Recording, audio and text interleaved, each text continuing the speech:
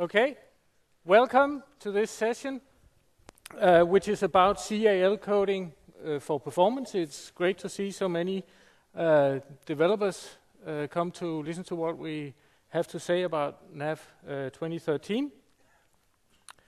One of the main themes when we were doing NAV 2013 was indeed performance, and to really get that improved. Modest as we are, we think we came a good step along that road. And so now we will be telling you something about the changes that we made and how you can actually utilize those. And I want to let you know that we have a bunch of t-shirts here that we want to hand out to the most interesting or maybe fun questions that you can come up with. So we do encourage you to stop us as we go along and ask if there's any thing that we can clarify, and of course we'll also be available afterwards for questions. So this is a brief agenda. I will do some architectural overview, basically taking you through the bigger areas that we think that we have made changes to, that we think influence the way you can code for performance in CAL. I'd like to say a few words about myself. My name is Lars Hammer.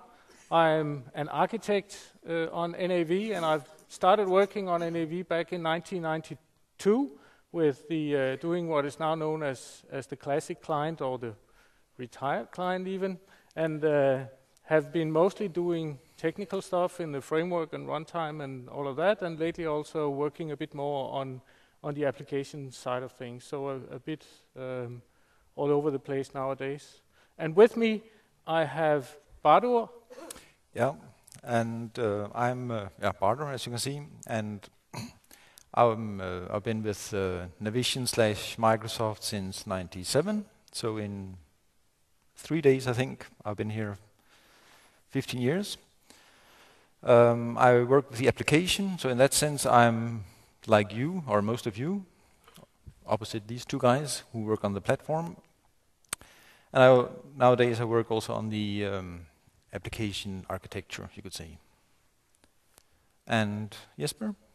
Yes, my name is Jesper Folkebo, and my background is from the old Dangba products.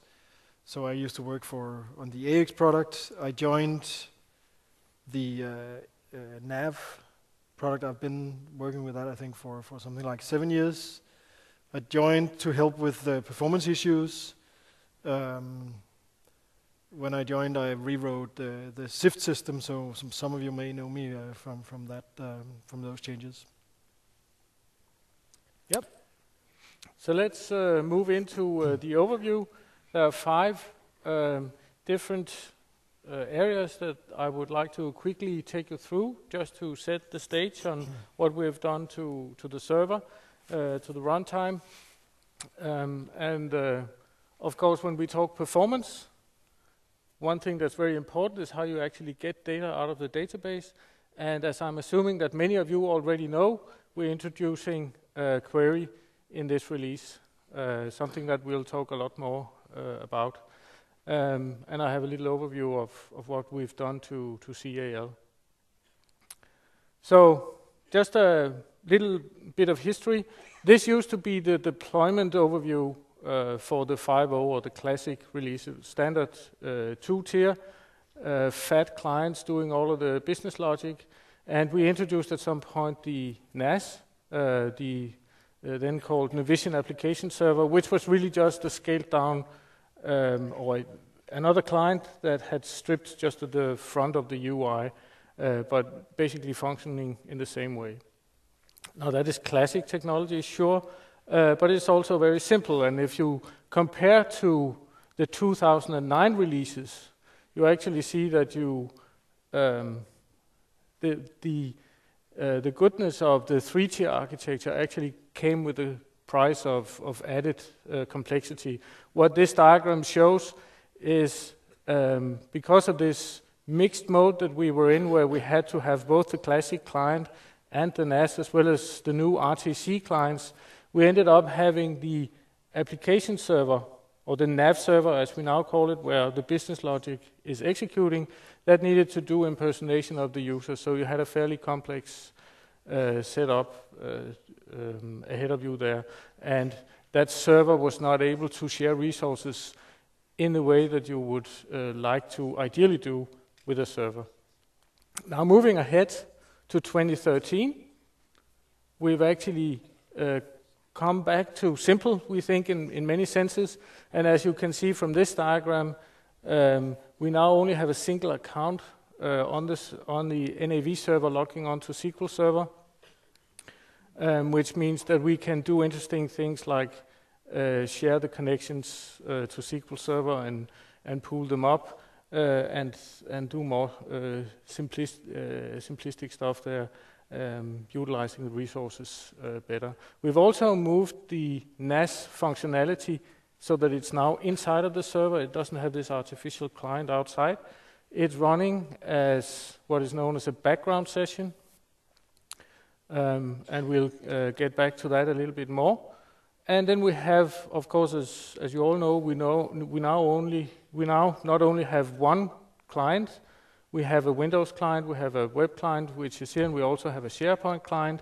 And that whole architecture around the client is really coming together, allowing us to add multiple clients also in the future. We've left the development environment pretty much as it was. We've rebranded it from Seaside to development environment because it's not so much about client-server anymore in the traditional sense. So that's the development environment that you see there. That is now strictly a development environment. So it doesn't run any AL code anymore, and we don't have forms and classic reports. And another sort of area of focus is that we are now only running on the Microsoft SQL Server. And that actually allows us to do a lot of new features on the server, as well as some optimizations, a lot of important optimizations we think that you will hear more about. I mentioned connection pooling, and we have improved caching in there as well. And of course we have the query object and the background sessions there. This is a quick overview of the architecture of the NAV server. I'm not going to go through all of the features in there now. We will cover most of those in other sessions here. What I will highlight is again that the application can utilize query, a little thing blinking there. And then a very important thing that we did, that Jesper will talk to you much more about, is that we actually moved the classic, sorry for that, was one too quick, the classic database access that we used to actually inherit from Seaside has now completely been, or nearly completely, rewritten to be new managed code, and that is what has allowed us to introduce these new features and optimizations. We still have, as you can see at the very bottom of the screen here, we still have actually some parts of the unmanaged code sitting in there, but we are constantly reducing that as we go ahead. What is query then? I bet you saw some of the overview diagrams on query in the keynote today, but it really is about read-only access to data and about having the database backend do what it does well, like joining and aggregations and groupings, all through a single SQL select statement. That's the goal of the query. And really the ambition that we have with the concept of a query going forward is that will be the way of accessing data in NAV. So several years from now, the vision is that any code inside of NAV that reads data will be using the query concept, and you'll only be using the traditional record API if you really need to update data. Another thing that we're envisioning is that we'll use query to also access other data sources. You'll see some demos here, and maybe have seen before, where we externalize NAV data to the surrounding world. We're also planning on using query to consume data so that you can deal with data from external sources directly in CAL in very in a very easy way. This translates into the CAL language. Of course, the query object needs to have a programming model, and also this concept of a background session that we are using in various aspects has a set of simple, really simple, I must say, CAL functions to go with. And with that, I think the overview is done, and I'd like to hand it over to Bardur. Thank you, Lars. So now I'll go through some examples of what does this mean to us, AL developers, because now we can solely focus on the SQL server. We don't have to worry about, does this also work on the native server? We have the query object we can use to optimize some things, and we have the background sessions. These are new tools in our toolbox, or opportunities in our toolbox. So let's jump right into one of the examples that used to be a classic thing in the old native database. This is from our own upgrade tool that we wrote. And the first, in this case, while you read code, we have a situation where we want to update all entries in the item table that have either roll-up kitting pricing 0 or components on sales order 0, or, this ORing thing, we haven't been good at ORing, right? So previously it was common, okay, and actually this is the code we had, can you see the mouse here? You just loop through all items, and if the item is, this or this or this, then we do something. Then you can choose a simpler thing or way to do this, where you just modify all and set them to 0. Clean and simple. Or you can choose to filter, so you take all those who are not 0 and then set them to 0, not 0, set them to 0. And there's a small programming error here, because we should clear the filter after here, right? So what's the execution time here, you might think? Well, the original one, in our database, which doesn't have that many items, was 12 seconds. Just going to the simple one is actually twice as good on SQL. And filtering out is even a factor 5. So in this case, we have a factor 12 going from a bad pattern to a good pattern, and even simpler code, right? Another example is very often we iterate through some data, set some filters, if find minus or find set, and then you loop through something. And this example, I'll do some summarization over some value entries, where I sum by item and document type, which are not in any index. They are in indexes, but not after each other. So we create our code, we create a temp table, a buffer table to hold the sums as we go through. And we have that as a primary key, the thing we want to summarize by. We do a summarization function. And then this is a classic one, especially from the native database, right? You iterate through the value entry table. We set filter. In this case, 7 star means you get 860,000 out of a table of 6 million records. That's a lot, right? So the only difference between those two pieces of code is that in the latter one, we have remembered to set the set current key. And if you remember from using the classic database, that is a huge difference in performance, right? So in this case, but now we are SQL, right? SQL doesn't care. Set current key only means something about sorting. So the first one takes, with my data, 74 seconds. Later one, 412 seconds.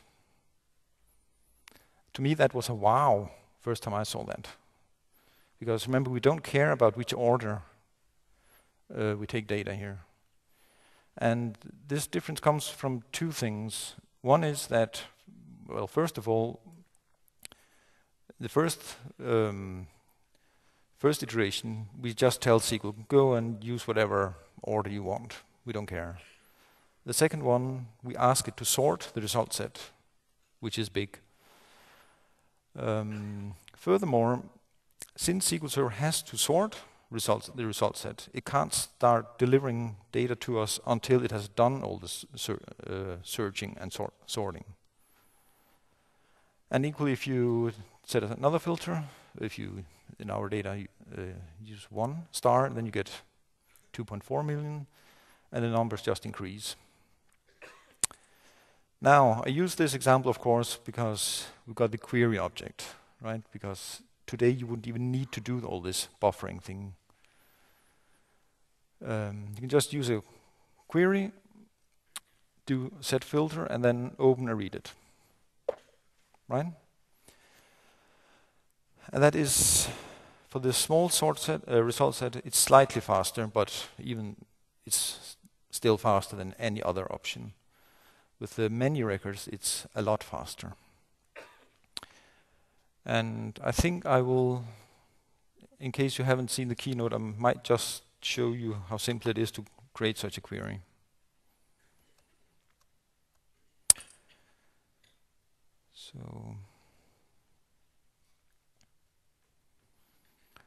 So in our case, if you want to look through the value entries, you just choose value entry, or write value entry. You select which fields you want, item number, document type somewhere, and whatever, quantity or value quantity. I mean, the point is, so this is it. So if you want to summarize by these, then you, in the method type, write totals, and the total should be a sum, opposite to count, average, min, max. And that's it. This is how simply you write that. So if you store this as demo,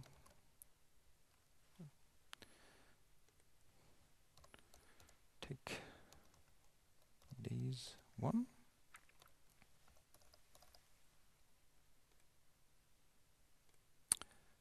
Demo TechDays 1. You can even run this just to check the result. And this looks probably okay, right? So if you go back to the presentation. So this is, first of all, it's a lot easier to program this with the query. It's faster. And in this example, I used this buffer. I mean, I added these numbers to the buffer, but I don't need to because they are already summed and sorted. So I can skip that line of code there. And then we have some other features. Again, if you want to summarize by something odd, you know, in this case we do set range on some non-index field. We've actually, in 2013, we support calc sums, even though they're not in an SIFT index. It just gets slower, but it's still faster to ask SQL Server to do it than have all the data returned to the NAV server. Right? It's a factor, what is that? 20 something? So the new features makes our code easier and faster. And then size matters. In this case, I took the item ledger entry tables and just took some random fields. I took the first 6, 9, and 12 fields, as you can see, and ran through our big database. And then I just took the item database, item ledger entry record variable, and iterated through that with a regular repeat until next. So you can see, using a query, even in its simplest form, just to retrieve data is 2 or 3 times as fast as using the record set. Then another thing which is not so much to do with the server is that the client is a lot better at sensing that data has changed than the old classic forms were. So we have a lot of current page.update that we haven't cleaned out, and you probably haven't cleaned out either, which you could. And that reduces some workload on both on the server and on the network as well. And then this is more debatable. If you want to hunt the last 1% and you have some function you want to hand over an item legendary or value entry to, you can either pass it on as a variable, as a value, or as a reference, right, by var. And these two numbers here say, of course, tell you that by reference is, 20 times faster. But still, the absolute numbers are very small. We are talking about 6 microseconds for the bad one and 300 nanoseconds for the fast one, which is very fast. I took this example because in 2009, if you did the same, I haven't did measure, but the numbers would be in the thousands of milliseconds there. Because the data stack was written in unmanaged code, C++, and this interaction between the .NET and the unmanaged code, having to instantiate record variables, was very expensive. So actually, even though you can see there's a big difference, this is very good news for code execution. So then we have something called start session, and I guess you have been presented to that already. But to those of you who haven't dived into this, think of it as a code unit.run, except that it fires off in the background. It's fire and forget, and you get back the session ID. It gets when it started. You give it a code unit ID, company, and record ID. Very much similar to the code unit.run. The comma company name is a new thing. You can start a code unit in a different company in the background. And of course, it's controlled by permissions and so forth, of course. But that's kind of cool if you want to synchronize between companies or post across companies or whatever.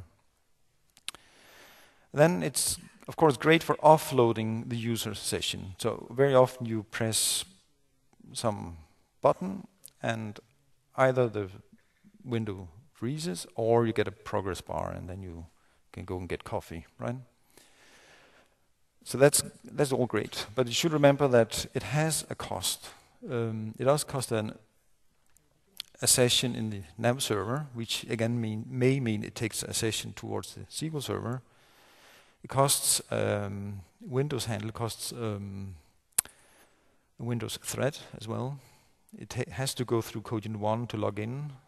It takes some memory, and from the code that instantiates, it takes perhaps 10 milliseconds to start, but on the server itself, it actually takes some more time. I could actually show you this with a couple of examples. So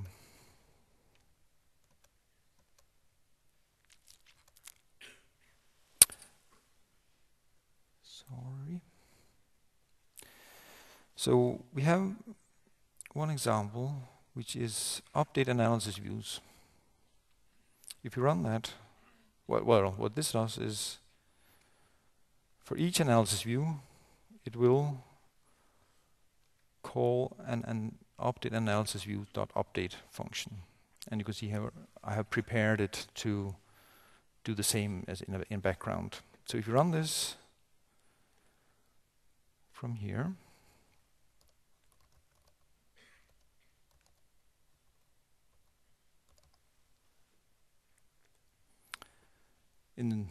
now I have very small amounts of data, but in real life this would take I don't know, half an hour, 2 hours, whatever. So, done.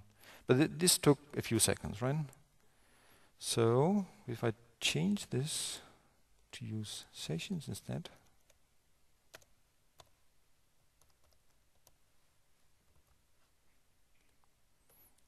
and before doing that, I just have to reset the analysis views because now they are updated and we have incremental update of them. So they've been reset. Then we go to update analysis views. Run the same again. Done, right? And it fires off sessions in the background. And it's probably done already.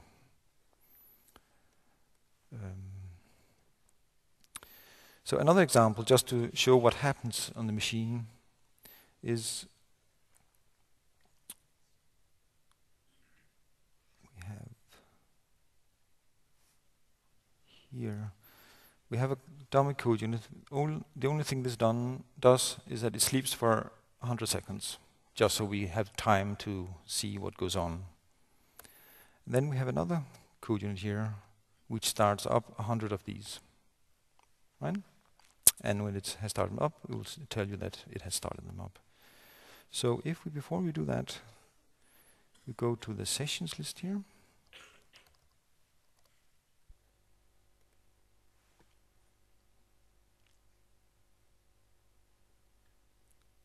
Sessions list. And by the way, I have a NAS running and 2 NAS job queues running, and myself. And then we have the NAV server here. You can see currently we have 31-ish threads running on it, and some 800 something handles. So let's see how these numbers change when we start 100 sessions. I pressed run. So it's already done there, right? So it returns it very quickly. If I go here, session list, it's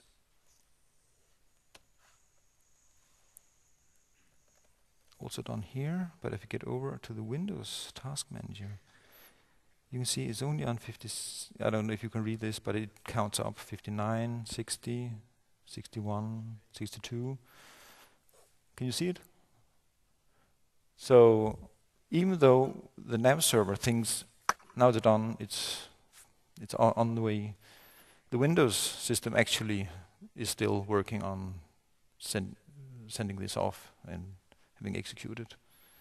And at some point, these have waited for 100 seconds and they will disappear again from this list. So this was just to illustrate that there is some cost and time associated with a background background process. And taking this update of analysis views, you remember that towards the end of code unit 8090, we have this code where we update analysis views. And some companies have introduced death penalty for ticking off that they should be updated automatically. But this could actually have been done in the background. We chose not to because then we are not exactly sure when it's done and what if 2 people post at the same time and we still put the work to the server and so on. But this is just examples of how you could offload user tasks.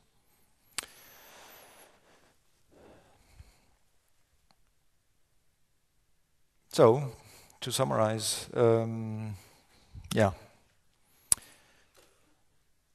don't just use set range and update all instead of having all those nexts and loopy. Use calc sums when you can. Don't use set current key unless you really want the result set sorted. Use queries for large data sets. And go and clean up the current page.update, which we have not done, sorry.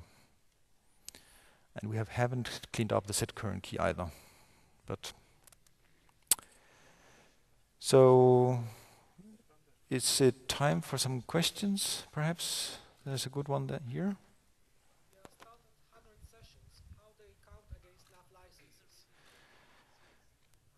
The question here is, how do the sessions count against the license? And the answer is, it doesn't. So that was a good enough question. It was at least points for giving us the first question, and a good one. And I've said it, so even though we have some marketing people here, they can't put a price on it now.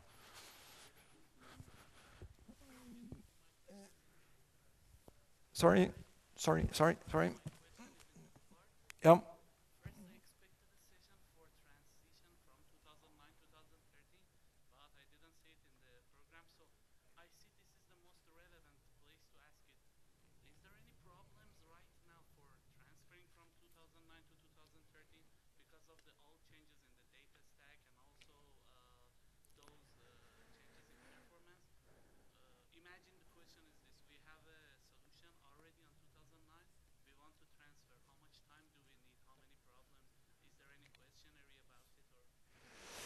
So the question is, what is the cost or the effort to move from 2009 to 2013, and is it worth the effort? Is that? Yeah, I mean, if you ask me, the correct answer is yes, of course.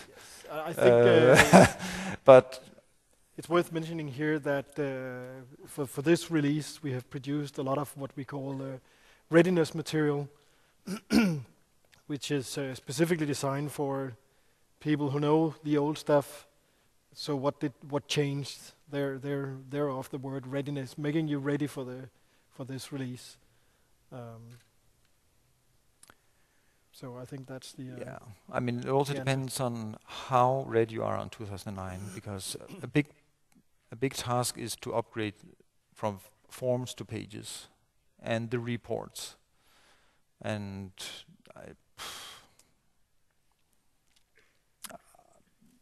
I think there is no correct answer. I mean, I would say yes, but of course it's not me, it's not I who have to pay the bills, right? So it's an easy answer for me. There's one. Oh, should we? I think we can take one more and then maybe wait. Yeah, maybe we should take one more. The phone isn't on. Oh. It is. Yeah. I was wondering, all these tips, from what version can we start? Do they work? Like not using set current key? Is it from? The set current key thing is actually a SQL thing. Yeah. So from any SQL version. No,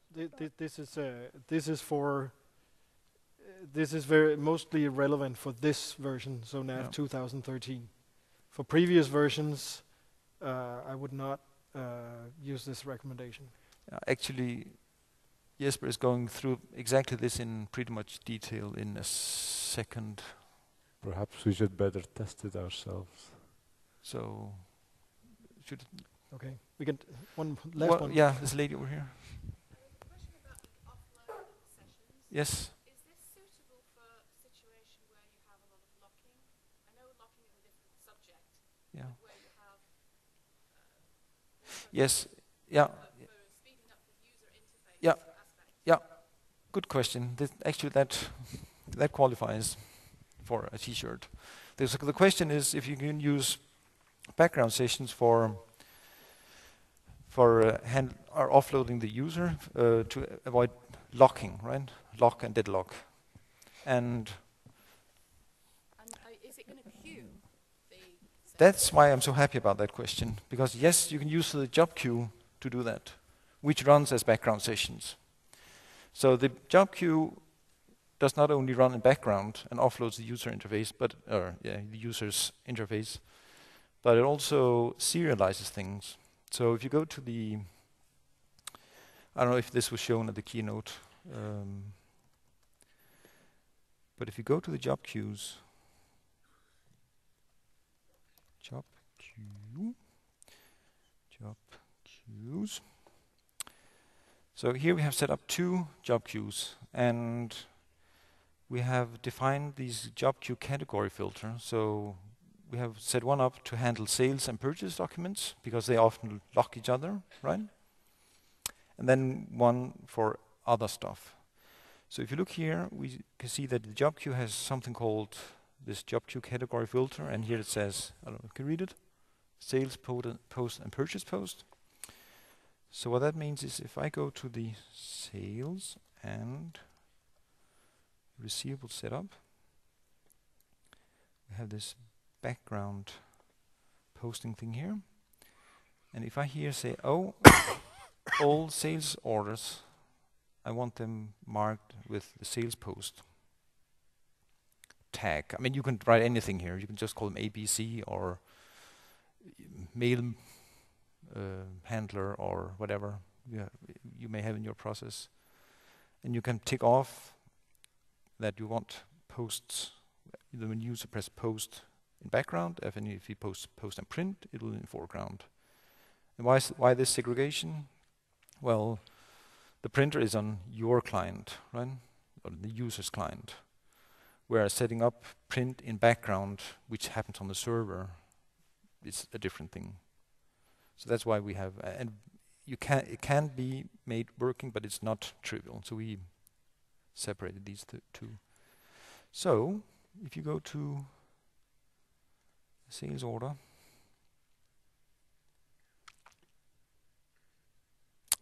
and you create a new one, and to my favorite customer, and my favorite item. So if I press post here,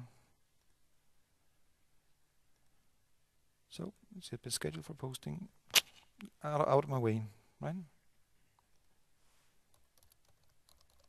And similarly, actually, if you think of the job queue in a very simple analogy, then think of your printer. If you have an office printer, the printer is very slow, right?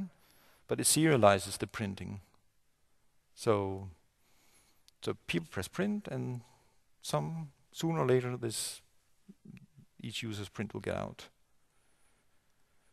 So it's already gone. So if I go to the log entries, post sales order 2002, 1441, right? And that took, I don't know, less than a second. So yes, you can use background process to serialize work, and for that, I would say you should use the job queue. I think we should continue now, and because then we'll have questions towards the end. Otherwise, Jesper will run out of time. Okay, thank you, Badu.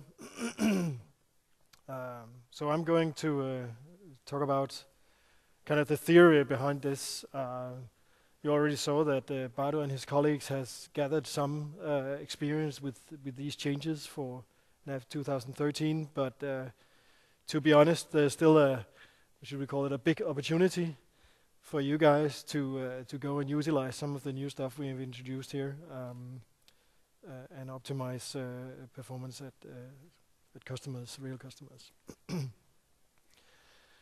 So the new data stack is basically a complete rewrite of the code. Some of you might know we had this NDBCS DLL which was communicating with ODBC, and it's basically that whole thing that has been rewritten. And the new data stack is based on ADO, which is maintained by the SQL team, and which supports new features like transparent failover, always on, all that new exciting SQL stuff coming out. And all in all, the new data stack uses vastly less resources than the old, and is faster even than the classic client. That's at least that's what our internal measurements show. And that's before we have started to use any of these new features. That's just out of the box without doing anything.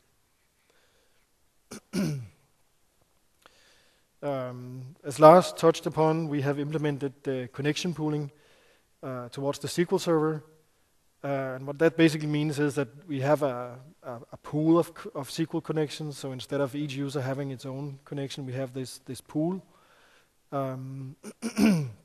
And we use one account for connecting to SQL Server.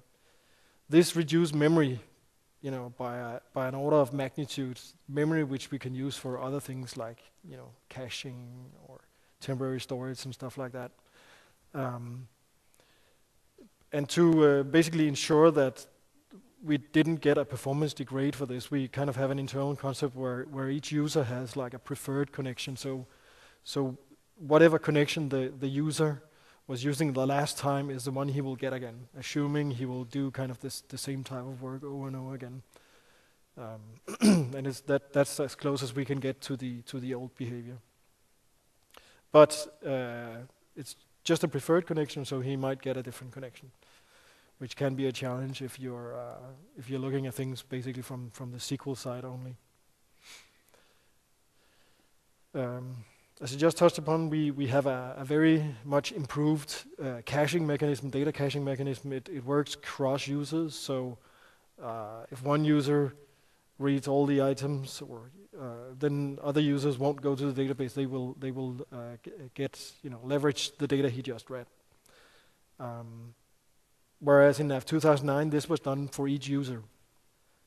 And it only worked in NAV 2009 by basically limiting the amount of data that we read.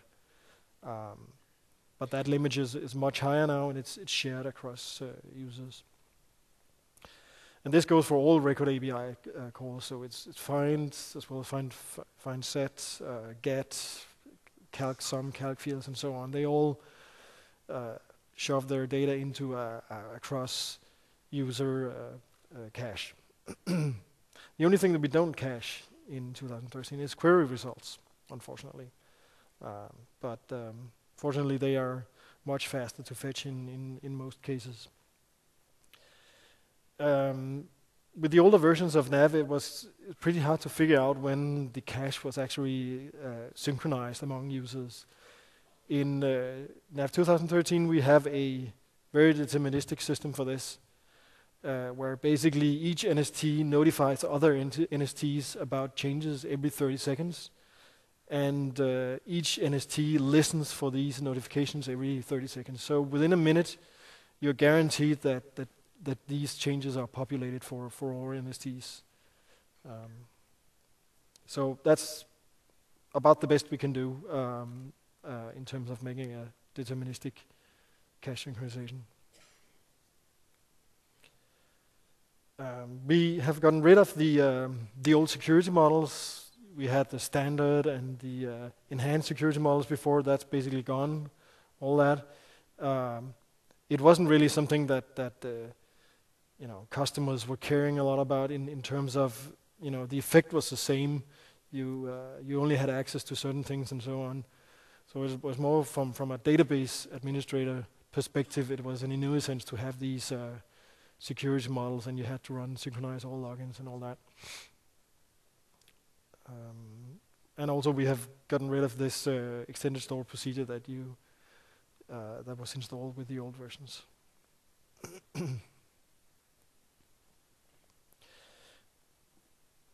One thing that's been hard to cope with in previous versions of NAV was, which find functions should I use? Should I use find minus? Should I find set, and so on? And I think the recommendations has shifted a bit back and forth over the years. And the reason why it was so hard was that we were using different cursor types, and they influenced how SQL was fetching the data in different ways.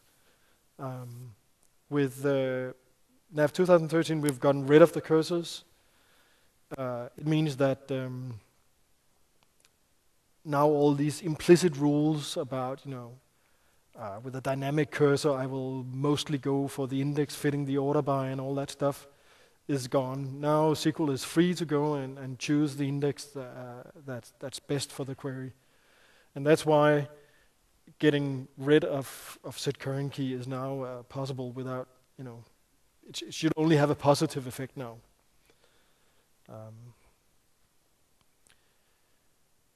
Also, using cursors is this whole special API on SQL Server that requires special calls and a lot of server round tripping, and we've gotten rid of that. What happens with these multiple active result sets is that SQL Server spins up a worker thread to gather the data for a query and then start sending that over to the client. The problem there with this new thing is that it doesn't support dynamic result sets. Dynamic result sets is basically if you start if you issue a find statement and you go next, next, next. If you insert something within this loop further down in the result set, with NAV 2009 and also with 2013, we guarantee that you will see this data that you inserted. This was handled by dynamic cursors previously. Now it's something that we need to take care of. And the way we do it is that we basically reissue the query if you start modifying the current table that you're iterating through. Not if you update non-key fields in the current record or you delete the current record or stuff like that. But if you start going insert, then it's hard for us reliably to analyze whether that insert goes in further down your results. So basically we reissue the query in those cases. One way to circumvent that problem is basically to use queries. They don't guarantee a dynamic result set.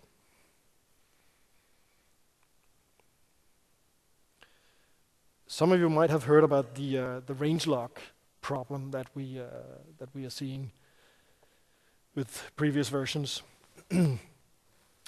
And the range lock problem is basically that SQL Server can only lock physical objects in the index. So if you locked all lines on a given sales order, so basically you would go log everything with document number 30 in my example here, then it would take the next index entry, lock that, and lock the first one that satisfies the range. Because if it didn't take the next one, then potentially you could insert, 30 line 9999, something like that. And that's something that SQL guarantees with their range lock policy that they guard against. So that was why this was happening. We don't think that we need this capability from the application to the best of our knowledge. And this is guaranteed all the way up to Badua. This should not be a problem. And in any case, he would rather fight such problems than have this problem where we lock stuff that wasn't requested by the user. So what we did in 2013 is that we changed the isolation level from serializable to repeatable read. With repeatable read, we don't have these range locks. That being said, it's actually not completely true because SQL Server can still, under the hood, place range locks on SIFT indices. It's something we're working with them on, but it can still happen on SIFT indices when you modify, a larger set of records, for instance, delete all or modify all or calls like that.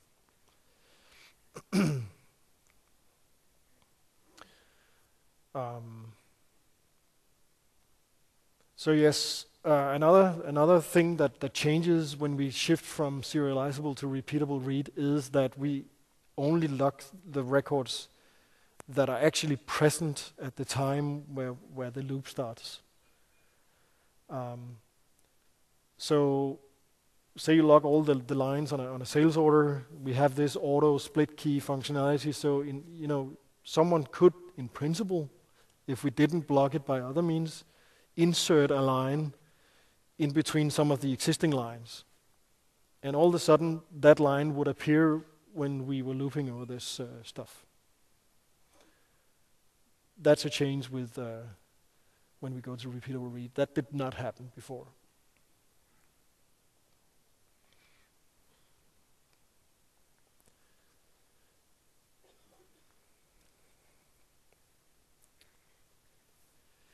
We've made a lot of improvements with regards to character data. We now support Unicode in the database, so you can store different languages in the same fields.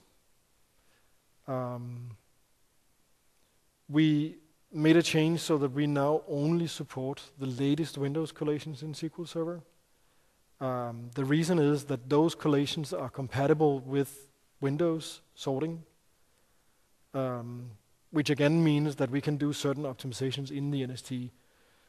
For instance, if you go search something where, larger than A,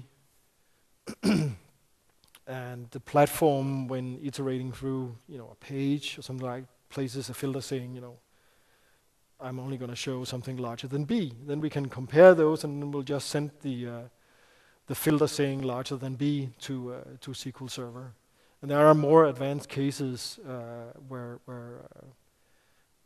we saw some query runaways in SQL Server, which is avoided by making these optimizations in the NST. So basically, we don't ask for, queries with conflicting filters and stuff like that. We can do such optimizations now that we know that our comparison of character data is the same that SQL Server is doing.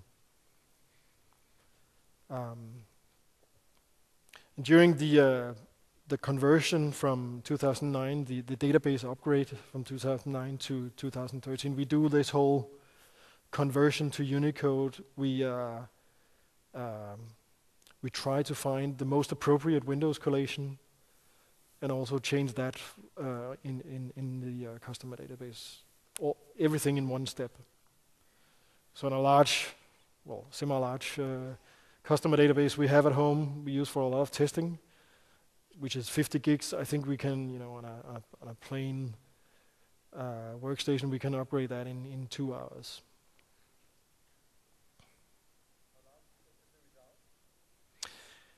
Yes, good question. Good question. Deserves a T-shirt, I think. How large is the result is the question, and given that 70% of fields in NAV are actually text fields, that is either code or text, this means that data will grow to about almost double size. But fortunately, hard disk space isn't so expensive anymore as it used to be.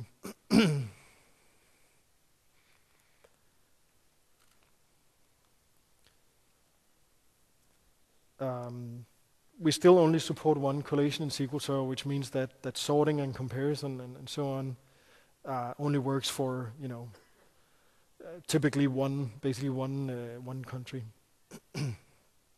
So even though you can store different languages, the sorting and all that will only be conforming with the rules in one country. Temporary tables has been re-implemented as well, which means that we, and because we can do this similar sorting ourselves as SQL does, we guarantee that the temporary tables are sorted the same way as the normal SQL tables, which they weren't before. Before it was some plain ordinal sorting. So this might cause problems in certain situations. It's something to be aware of. Similarly, marked records used to be when you were fetching records that were marked. We basically had a list of all the marks, and for each item in the list, we will go and fetch that record. We don't do that anymore. Instead, we try to send the filter to SQL. If or we construct a filter from the marks. If you have a lot of marks, then we might not be able to send it in one statement. We might send 2 statements and so on. But many fewer statements for fetching this stuff, and the sorting is also conforming with whatever current key you have when you do that. We use the, if you use the add operator, which means I want a case and accent insensitive search, then we use the SQL collate keyword. So again, we respect all the different rules in different countries. Some of this information used to come out of the old STX files, so you might see a change in that functionality.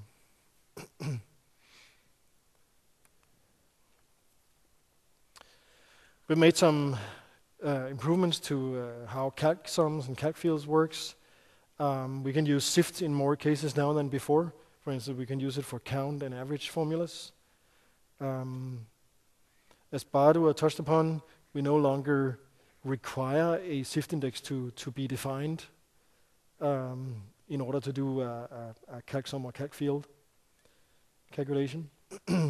We use SQL Server min and max functions for min and max formulas. And we made some improvements in with regards to the security system as well. The old security system only had this mode where if you tried to access data that you did not have access to, because it was restricted by security filters, then we would issue a runtime error for the user. We can still do that, but it used to be implemented in a way where we basically traversed all the data and say, do you have access to this? Do you have access to this? When you did a CACSUM call, for instance. That's been changed so that instead we basically look for any data that you shouldn't see and you're trying to access. So it's a maximum of 2 SQL calls now, where it used to be this whole iteration thing going on. And we have a new function in the language called set autocalc fields.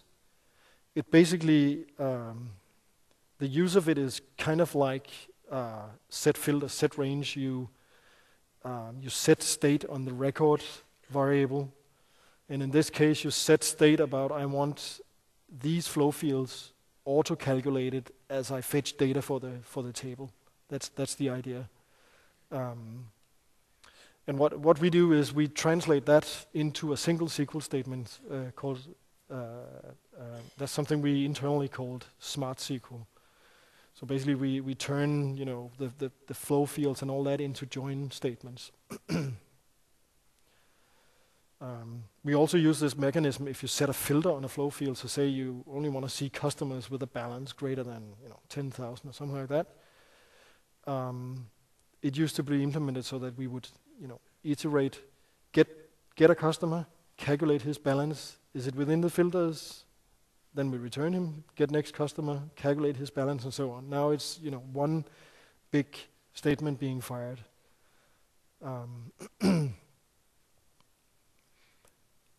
And this stuff is by default used in all pages in NAV 2013.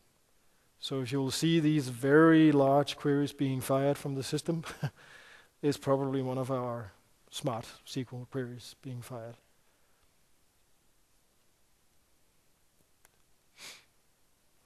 I've got an example here where we loop through customers, we calculate the sales, and if the sales is different than 0, then we look at the balance and we block the customer if he's above some limit here. This is 2009 code, how you would do that. In 2013, you can call set autocalc fields of those 2 fields, and then you basically go find set next, and those fields are just calculated for you.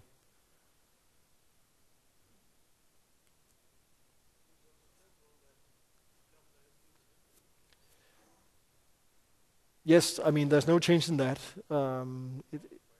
The question was, can you also filter on the calculated fields? You can filter on the calculated fields like you could in NAV 2009. And that will use this mechanism. So even if you didn't call set autocalc fields, if you had a filter on a calculated field, behind the scenes we would auto-calculate it instead of using the old algorithm. So one SQL statement in those cases.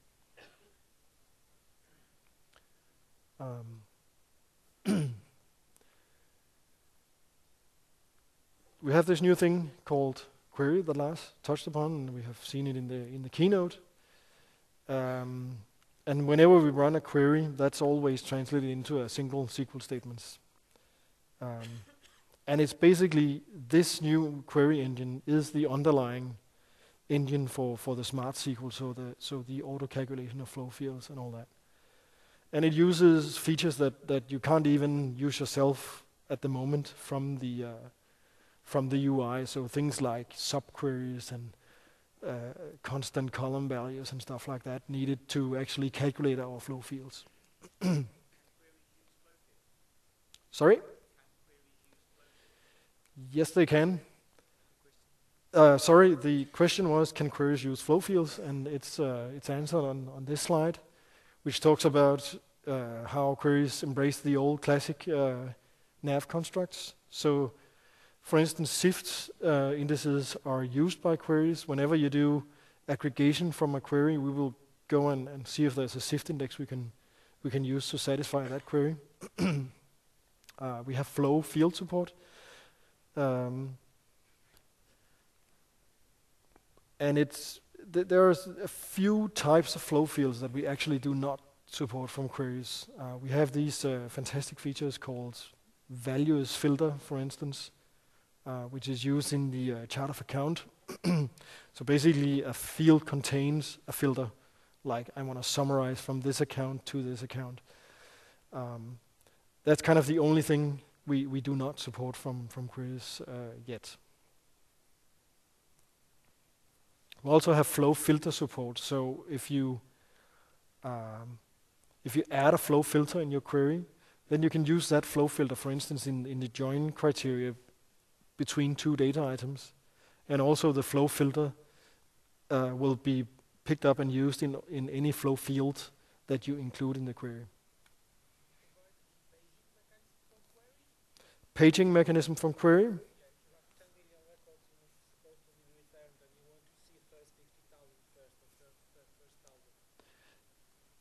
So the question is whether we have an automatic paging mechanism. No, I mean, it's basically the consumers of the query result that implement any paging going on. The query is translated to single statement select. Single statement select doesn't have any paging unless you build it somehow. No, the correct. The question is whether we divide the results in SQL, the result we ask for, whether we try to divide that into pages, and we do not. We ask for the whole result set from SQL, unless you use unless you use top, the possibility to get top X rows from the query.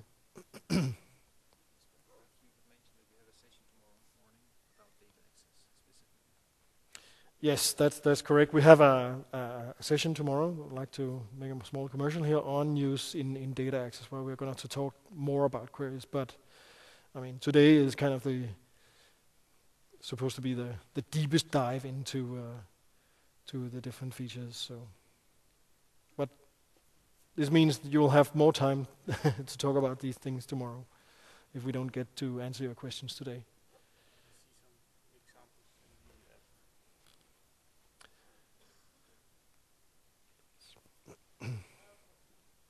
Okay, go ahead.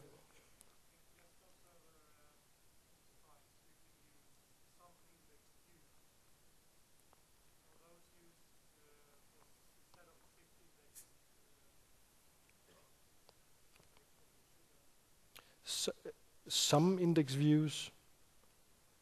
I mean, we use the indexed views to support the SIFT indices already today.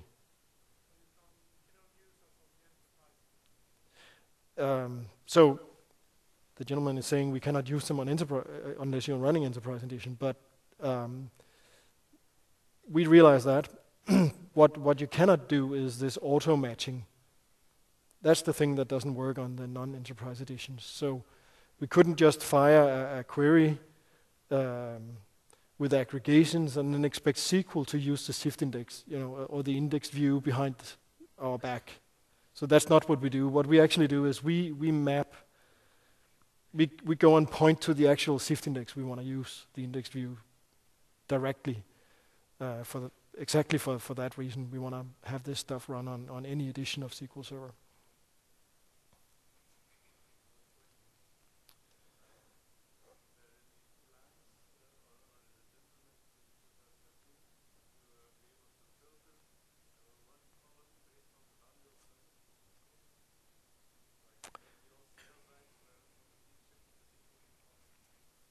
Yes, so the question is, have we done anything in 2013 to do filtering in one column based on another? Say, I want all those where something in this column is greater than something in this column, for instance. And we do not have such a feature here in 2013, no.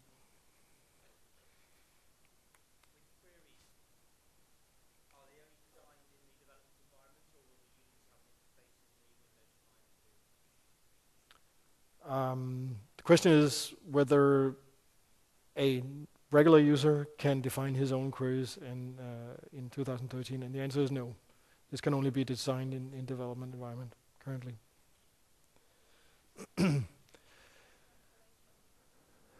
A question on collation, yes? You mentioned that during the upgrade, the conversion is to the current Windows collation. Yes. If the database was incorrectly set up as SQL collation, Yes. will that give you any problem with the upgrade? So the question is, if you were using SQL collations with 2009 and you upgrade, will that cause any problems? And it shouldn't, unless we got it wrong. We basically try to find the appropriate Windows collation to replace the SQL collation, and then we upgrade to that. But before the whole database technical upgrade fires, we will actually present you with a choice where we show you, we've chosen this collation, do you want to continue? So you can, if it's not the collation you were expecting, then you can stop it right there and make changes before you convert. Because you can use the old classic client to choose whatever collation you would like before upgrading. So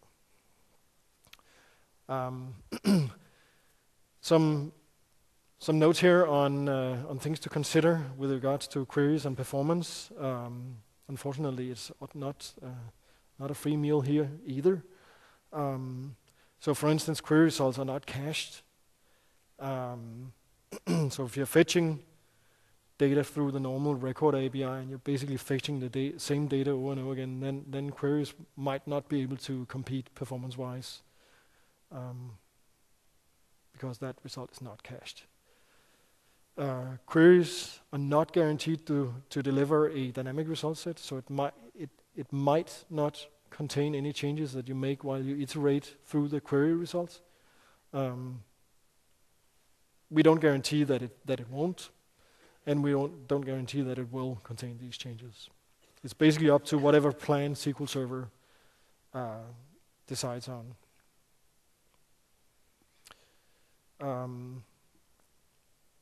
Ordering of tables in a query definition does matter. We started off using queries in a few places in the application, and it turned out that there was a few cases where SQL actually, came up with a completely bad plan. I mean, SQL make these decisions on whether to go this way or this way based on statistics, and if you have data that's not distributed evenly, then sometimes SQL don't make the right choice. So for this version, we have had to actually add hints for the queries. So we ask SQL to use a nested loop plan. So inside SQL it will take table A, one record, then go and fetch for table B and C and so on. This will happen inside SQL. We force it to do that.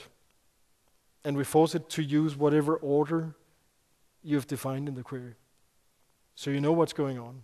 It's still way faster than doing this in in normal code because all this stuff is going on inside SQL, and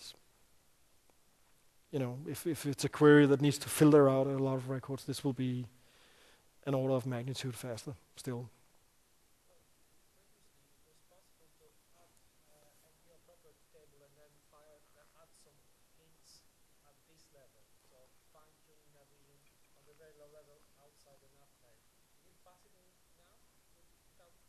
So the question is, previous versions you could actually force it to use certain hints for certain find statements, and it's something that we didn't find useful for this version.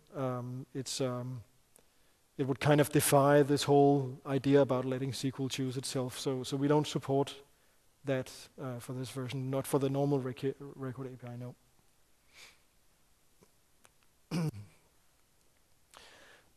Buffered inserts, if you don't know what it is, I'll give you a short introduction here. It basically means when you're doing multiple insert calls, we don't actually send them to the database as you issue them. Instead, we buffer them up and send them in chunks to SQL if possible. And previously, stuff like if a table contained a record ID or a SQL variant, we would not be able to do that, but we can in this version. I'd just like to highlight it here because buffered inserts can vastly decrease blocking, because it basically waits with the inserts and thereby causing the blocking in the SIFT indices to a later point in time.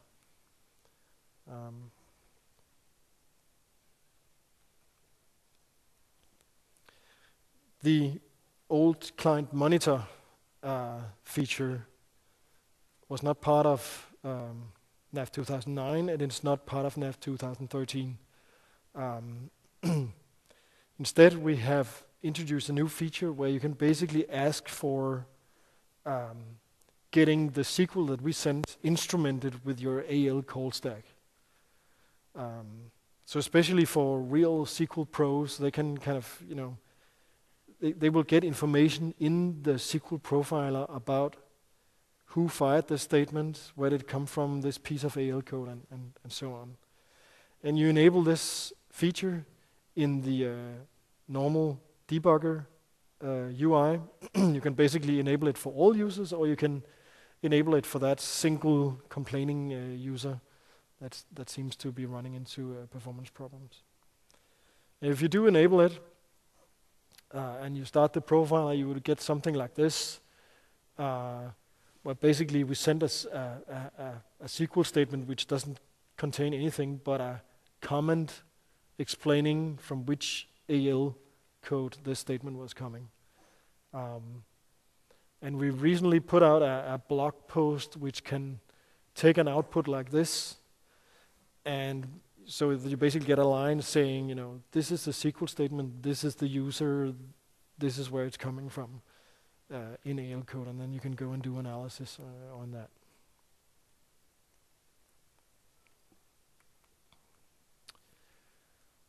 This was about it from me. It seemed like there were more questions, so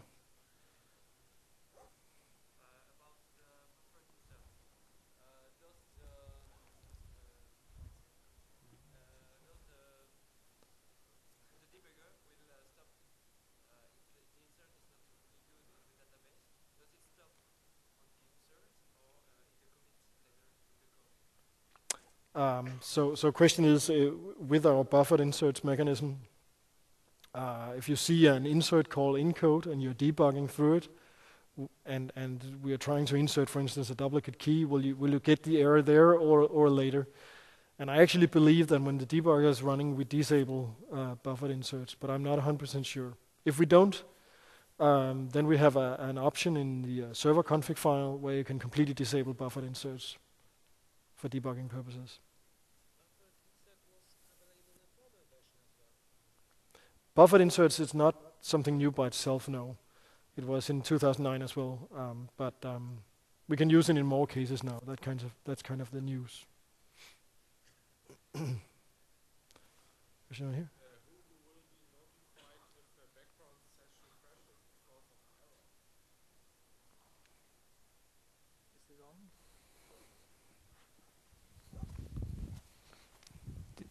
Just turn all three.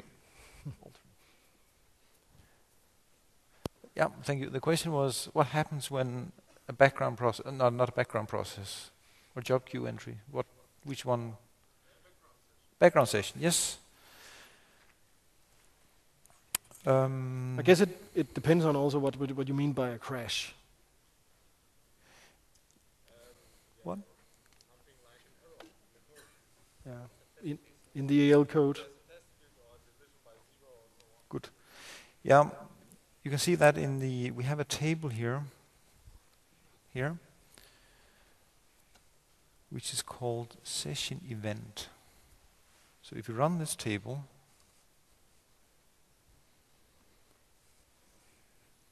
you can see a lot of log in, log out, log in, log out. But here, you see a comment, right? So for instance, here you can see that this session was started by session 4, but if it crashed, it will tell you out here as well. And this is a table that is accessible from anyone. In the job queue, we have error handling, so that will be logged in the job queue log entry, and you can have notifications sent to the user and so on. If you go to but that's of course something we implemented for specifically the job queue. So we have this called my notification part here, and if you've sent a sales order to be posted in background job queue, and it fails, which it does sometimes because you forgot to fill in some shipment date or whatever, it will show up here. Moreover, we have a customize this page, my job queue. Left and go away.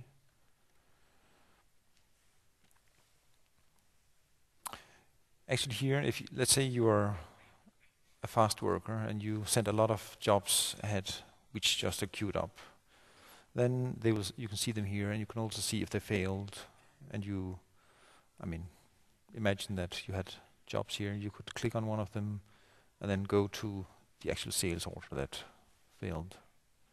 You can fix the error and restart it, or just post again.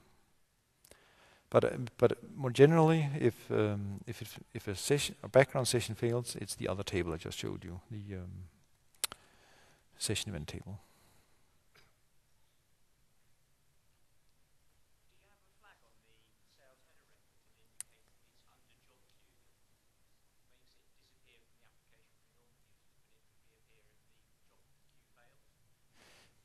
Yes, the question is on the sales orders, what happens when you put it to the job queue and it hasn't been posted yet? Is there a status, or does it disappear, or what? And actually that has fluctuated a bit over time. What we ended up with, because in the first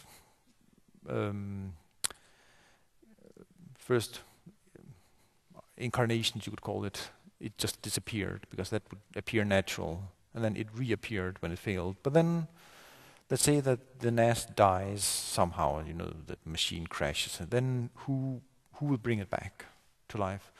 So we ended up just having this job queue status here.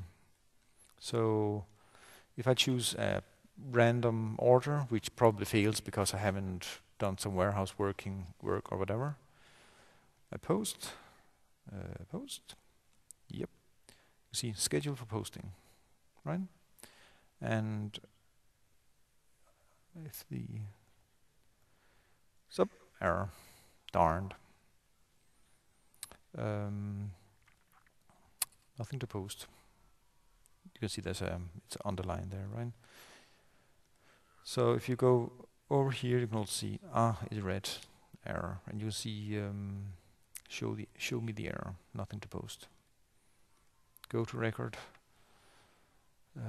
navigate, give me the order, and I can do the warehouse working if that's what I wanted to do.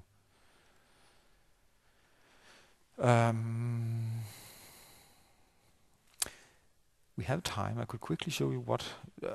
are most of you AL developers? No?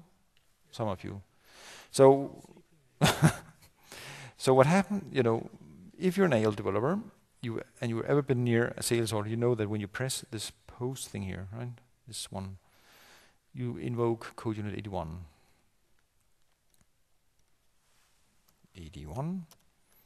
This is the one that asks you this yes/no question. Do you want to ship, and so on. So what we do here is, can you read the code? Yep. So if the setup says post to the job queue, then we enqueue the sales header with this special code unit. Otherwise, we do as we used to. I mean, this is what it used to look like.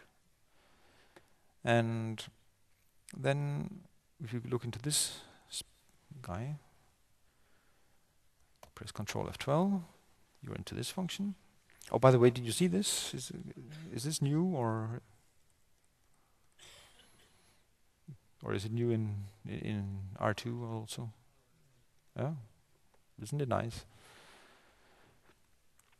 You can see here we fill in a job queue entry, and basically you just start this job queue enqueue thing.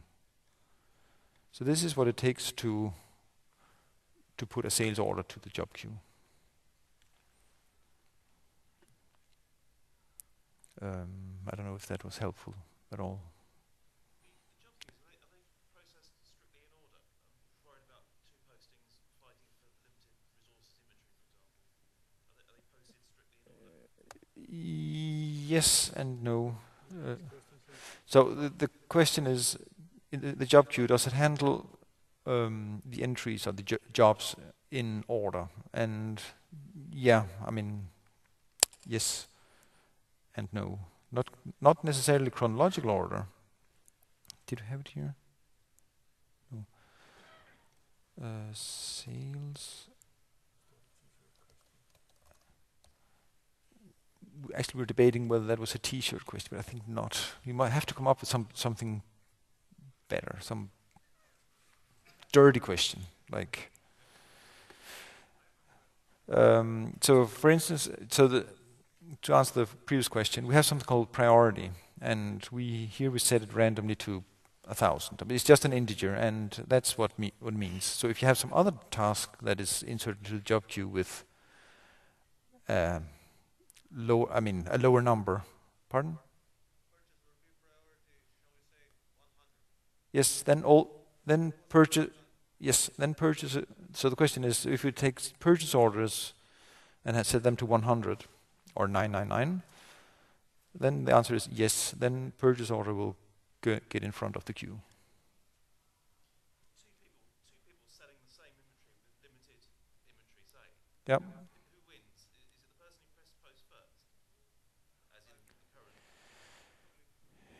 Yeah, if I would say the question is if there's limited inventory, and yes, then if they run the same priority as here, then it would be the one who press post first who will win. But if that's an issue, I think they will use reservation or something, right?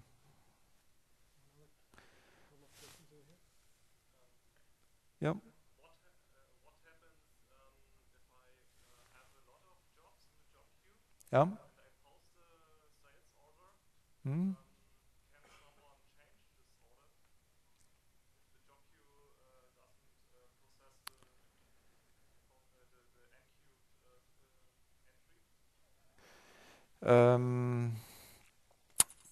That has also been debated how we should handle that. So what we do is, the question is, if we have a long queue or an empty queue that is stopped a bit,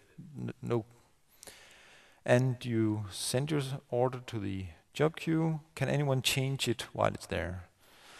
Well, what we do is, when you put it to the queue, we assume you want to post it, right? So therefore, we release it. And hence, no one can just change it. But yes, theoretically, if they're quick, they can go and and reopen it, change something, and send release it again.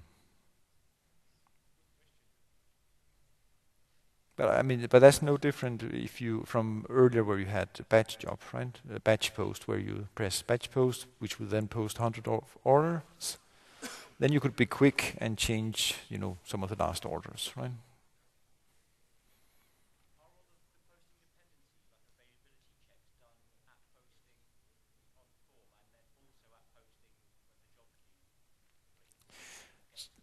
So well, if I may rephrase your question, have we done any changes to the business logic of a sales order because of job queue? The answer is no. It works exactly as before. So availability and so on, that's first come, first serve, or whatever it was before. Yep.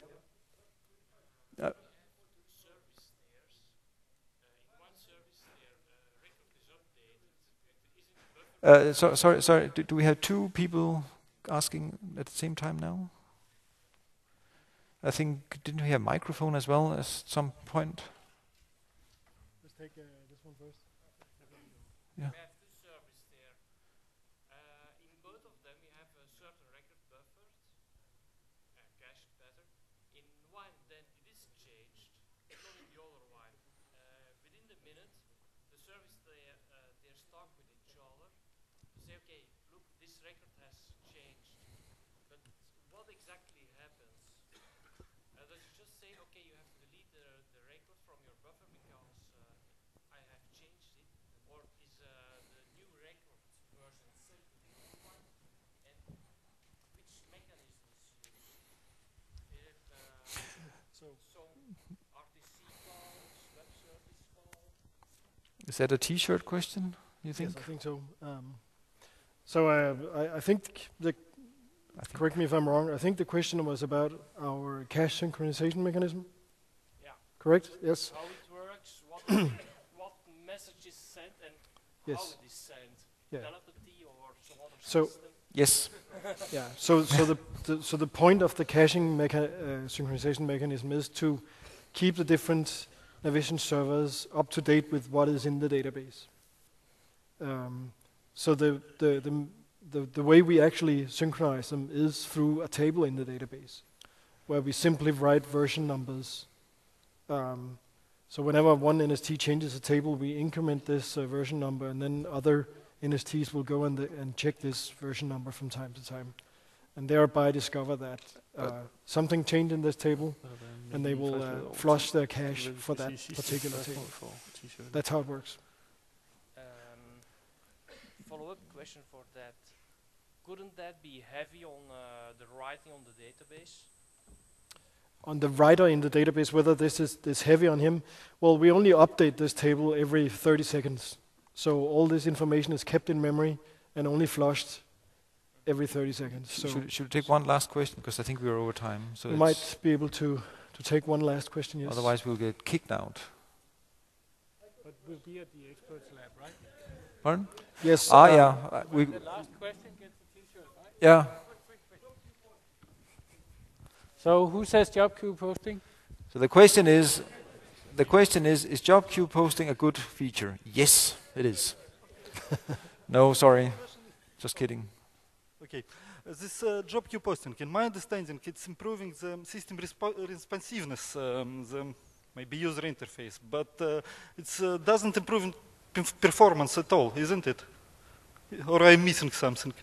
That is absolutely correct. Putting Mhm. anything Isn't- to the back. Thank you. Sorry. The question is. The question is. Thank you. Posting anything in job queue or anything, does it improve performance? Technically, no. You just put it out of the user's way, right? Out of his face. It's just like a printer doesn't get faster just because you have a server queuing stuff up for you, right? Yes, and in fact, I'd like to mention, now that we're talking about it, that starting all these extra processes might actually slow down the server. Yep. But at least the users won't have to sit there and wait for the posting to complete. No.